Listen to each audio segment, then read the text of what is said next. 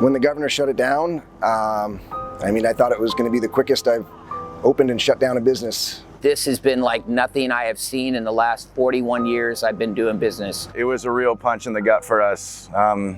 This is the first restaurant Sarah and I have owned, and we've put every, blood, sweat, and tear and cent that we have into this.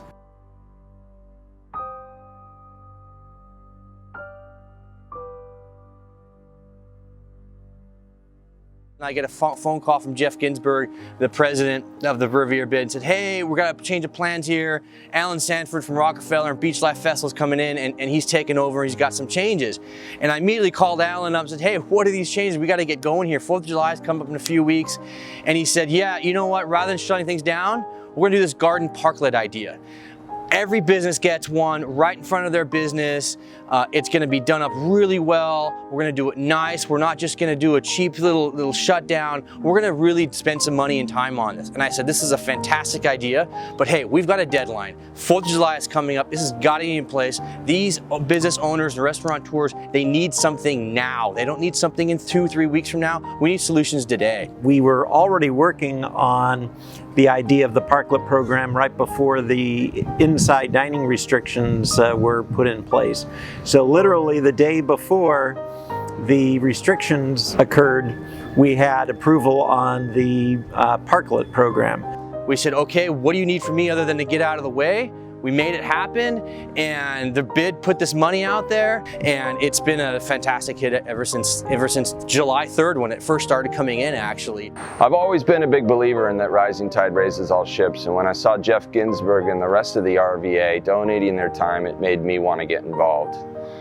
We made just an already great idea just a little bit more workable. And the BeachLife team was literally able to set these up overnight with our experience in events, and we made a really challenging situation something that the community could rally around.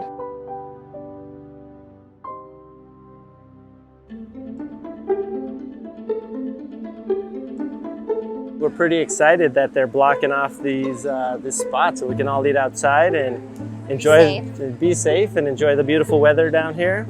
Even beyond just the restaurants, I've seen so many more people walking around, frequenting all of the local small businesses, and I think the parklets are a large part of that because they made this a place to go and spend time. There is an energy down in the village now that was not here before. I do have restaurants in other cities. I have a restaurant in downtown El Segundo, one right on the Strand in Hermosa, and up in Palos Verdes. And Redondo has definitely seen the better of all the businesses, the way they have been able to structure this look and feel and create the synergy down here, especially in Catalina, but throughout the whole village, really. It's been a lot easier to get this done and to make it a success than I have seen in the other cities that I'm doing business in. It's been very hard with the small patio, but thanks to Redondo Beach, we're having the parklet. It's going to increase our seating at least 3 times more. You know, this garden parklets has really put Riviera Village back on the map for the entire South Bay. I see these things popping up now in other cities. It brings business to everybody down here, even the businesses that aren't on South Catalina. I had several times people walking over, say from the Trader Joe's parking lot, and they said, hey, I saw this restaurant Little Sister. I didn't even know it was there. The parklet opportunity has allowed us to actually create extra seating outside of our restaurant on the street, because if we only had our patio, we could only sit 10 people. Most people that live in the South Bay, we live here because we want to be outdoors and we love, the entire environment of the South Bay, and these parklets have enabled you to be able to feel safe and also to experience dining in a nice, relaxing beach environment, because we do live in the beach cities. The Riviera Village Association is comprised of 11 members. We lucked out that we got a new board member right before COVID-19, Alan Sanford, who worked with BeachLife Festival and with the Rockefeller, was familiar with how parklets go together and everything. So it was a perfect timing for the Riviera Village that he came on board right around the time this all happened. People are coming out here on bikes. They're walking down here. They're finding this place all over again, falling in love all over again with the Riviera Village. And the outdoor dining is a silver string or the silver lining that's on top of what's happening right now, and everyone's just enjoying it. It's really added a whole new buzz to these restaurants and the shopping and dining experience down here in Riviera Village. It's pretty amazing actually to see something like this can really transform.